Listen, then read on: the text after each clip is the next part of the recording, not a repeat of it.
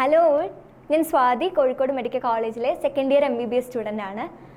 അപ്പോൾ നീറ്റ് 2025 വേണ്ടിയിട്ട് പ്രിപ്പയർ ചെയ്യാൻ തുടങ്ങിയ കുട്ടികളൊക്കെ പഠിച്ചിട്ടൊക്കെ തുടങ്ങുന്നുണ്ടാവും. അപ്പോൾ എക്സാംസൊക്കെ നന്നായിട്ട് എഴുതുന്നുണ്ടാവും. ഈ ഒരു വീഡിയോയിൽ ബേസിക്കലി എക്സാംസ് എങ്ങനെ എഴുതണം, എക്സാംസിൻ്റെ ഇമ്പോർട്ടൻസ് എത്രത്തോളം ഉണ്ടെന്നൊക്കെയാണ് ഞാൻ പറയാൻ പോകുന്നത്. അപ്പം നമ്മൾ പഠിക്കുന്ന കാര്യം എത്രത്തോളം ഇമ്പോർട്ടൻ്റ് ആണോ, ലൈക്ക് നമ്മൾ കുറേ സമയം ഇരുന്ന് പഠിക്കുന്നുണ്ട്, അതുപോലെ തന്നെ ഇമ്പോർട്ടൻ്റ് ആയിട്ടുള്ളൊരു കാര്യമാണ്, അല്ലെങ്കിൽ അതിനേക്കാൾ ഏറെ ഇമ്പോർട്ടൻ്റ് ആയിട്ടുള്ളൊരു കാര്യമാണ് എക്സാംസ് എഴുതുക. എത്ര എക്സാംസ് നിങ്ങൾ എഴുതുന്നോ അത്രയ്ക്കും നിങ്ങൾക്ക് ക്വസ്റ്റ്യൻസ് ചെയ്യാനുള്ളൊരു കഴിവും അതുപോലെ തന്നെ അത് കൂടുതൽ സ്പീഡും ആക്യുറസിയും ഒക്കെ കൂട്ടാനുള്ളൊരു കഴിവും നിങ്ങൾക്ക് ഇൻക്രീസ് ചെയ്യിക്കാൻ പറ്റും. അപ്പോൾ എങ്ങനെയാണ് എക്സാംസ് എഴുതേണ്ടതെന്ന് വെച്ചാൽ ഞാൻ പല വീഡിയോസിലായിട്ട് പറഞ്ഞിട്ടുണ്ട്. എന്നാലും നീറ്റ് 2025 വേണ്ടിയിട്ട് പ്രിപ്പയർ ചെയ്യുന്ന ആർക്കെങ്കിലും ഈ ഒരു കാര്യം അറിയില്ലെങ്കിൽ അവരിലേക്ക് എത്തിക്കാൻ വേണ്ടിയിട്ടാണ് പറയുന്നത്. നമുക്ക് എക്സാമിനുള്ള വലിയൊരു പ്രശ്നം എന്ന് പറയുന്നത് ടൈം സേവ് ചെയ്യാൻ പറ്റാത്തൊരു ബുദ്ധിമുട്ടൊക്കെ ആയിരിക്കും. അപ്പോൾ നമ്മൾ ചെയ്യേണ്ട ഒരു കാര്യം എന്ന് പറയുന്നത് എക്സാം ജസ്റ്റ് ഒറ്റൊരു റൗണ്ടിൽ മാത്രം ചെയ്യുന്നതിന് പകരം ഒരു 2 റൗണ്ടിൽ ചെയ്യാൻ വേണ്ടി നോക്കുക. 2 റൗണ്ട് എന്നുകൊണ്ട് ഉദ്ദേശിക്കുന്നത് ആദ്യത്തെ റൗണ്ടിൽ നിങ്ങൾക്ക് വേഗം ചെയ്യാൻ പറ്റുന്ന ഒരു ലെസ് ദാൻ 1 മിനിറ്റ് സമയം അല്ലെങ്കിൽ 1 മിനിറ്റിൻ്റെ ഉള്ളിൽ സമയത്തിൽ ചെയ്യാൻ പറ്റുന്ന ക്വസ്റ്റ്യൻസ് ഒക്കെ ഭയങ്കര എളുപ്പത്തിൽ സ്പീഡിൽ ചെയ്യാൻ പറ്റുന്ന ക്വസ്റ്റ്യൻസ് ഒക്കെ ആദ്യം ചെയ്തു പോവുക. ആദ്യത്തെ റൗണ്ടിൽ ചെയ്യാൻ പറ്റാത്ത ക്വസ്റ്റ്യൻസിനൊക്കെ ഒരു റൗണ്ട് ഇട്ട് വെക്കുക. എന്നിട്ട് രണ്ടാമത്തെ റൗണ്ടിൽ ഈ സിമ്പിൾ ക്വസ്റ്റ്യൻസ് ഒക്കെ ചെയ്ത് കഴിഞ്ഞതിന് ശേഷം കുറച്ച് ടൈം ടേക്കിംഗ് ആയിട്ടുള്ള ടൈം കൺസ്യൂമിങ് ആയിട്ടുള്ള ക്വസ്റ്റ്യൻസ് ഒക്കെ രണ്ടാമത്തെ റൗണ്ടിൽ ചെയ്യുക. അങ്ങനെ ചെയ്യാൻ പറയുന്നതിൻ്റെ ഒരു റീസൺ എന്ന് പറയുന്നത് നിങ്ങളിപ്പോൾ ആദ്യത്തെ റൗണ്ടിൽ തന്നെ ഒരു 5 മിനിറ്റ് സമയം എടുത്തിട്ടൊരു ക്വസ്റ്റ്യൻ ചെയ്തു എന്ന് കരുതും. അപ്പോൾ നിങ്ങൾ എല്ലാം ഒറ്റ റൗണ്ടിൽ ഇങ്ങനെ 5 മിനിറ്റ് സമയം എടുക്കുന്ന ക്വസ്റ്റ്യൻസ് ഒക്കെ ചെയ്തു.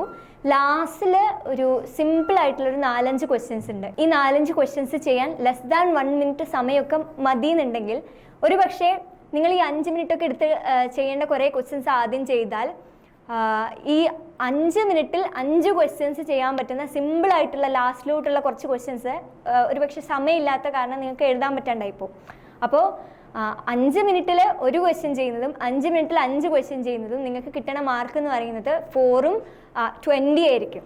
അപ്പോൾ ആ ഒരു ഡിഫറൻസ് നിങ്ങൾ മനസ്സിലാക്കുക. അതുകൊണ്ടാണ് എളുപ്പത്തിൽ വേഗത്തിൽ ചെയ്യാൻ പറ്റുന്ന ക്വസ്റ്റ്യൻസ് ഫസ്റ്റ് റൗണ്ടിലും ഡിഫിക്കൽട്ടായിട്ടുള്ള ക്വസ്റ്റ്യൻസ് രണ്ടാമത്തെ റൗണ്ടിലും ചെയ്യാൻ വേണ്ടിയിട്ട് പറയുന്നത്. പിന്നെ ഒരു വീക്കിലി എക്സാം പോലും സ്കിപ്പ് ചെയ്യരുത്. വീക്കിലി എക്സാംസിനൊക്കെ നല്ലോണം പഠിക്കാം. അല്ലാണ്ട് വീക്കിലി എക്സാംസിന് വേണ്ടിയിട്ട് ഞാനിപ്പോൾ പഠിക്കുന്നില്ല, ഞാനിപ്പം വേറെ ടോപ്പിക്സാണ് പഠിക്കുന്നത്, എക്സാമിന് വേണ്ടിയിട്ട് ഞാൻ അങ്ങനെയല്ല ഇങ്ങനെയല്ല അങ്ങനെയൊക്കെ പറഞ്ഞ് സ്വന്തമായിട്ട് ഒരിക്കലും അത് ഞാനിപ്പോൾ നോക്കുന്നില്ല, ഇപ്പം ഞാൻ വേറെയാണെന്നോ ആ ഒരു ഡിസിഷൻസ് എടുക്കാണ്ട് എല്ലാ എക്സാംസിനും നല്ല ഇമ്പോർട്ടൻസ് കൊടുത്തിട്ട് പഠിക്കാൻ വേണ്ടിയിട്ട് നോക്കുക. എസ്പെഷ്യലി വീക്ക്ലി എക്സാംസിൻ്റെ സമയത്തൊക്കെയാണ് നിങ്ങൾക്ക് ഒരു ചാപ്റ്ററിൻ്റെ ഡീറ്റെയിലേക്ക് അതിൻ്റെ ഒരു ഡെപ്തിലേക്ക് ഇറങ്ങി ചെന്ന് പഠിക്കാനൊക്കെ സമയം കിട്ടുള്ളൂ. പിന്നെ റിവിഷൻ എക്സാംസ് ഒക്കെ വരുന്ന സമയത്ത് നമുക്ക് സ്പീഡിൽ കുറേ ക്വസ്റ്റ്യൻസ് ഒക്കെ ചെയ്ത് തീർക്കേണ്ടതുകൊണ്ട് ഇത്രയും ഒരു ഡെപ്തിൽ ഇറങ്ങി പഠിക്കാൻ പറ്റിയെന്ന് വരില്ല.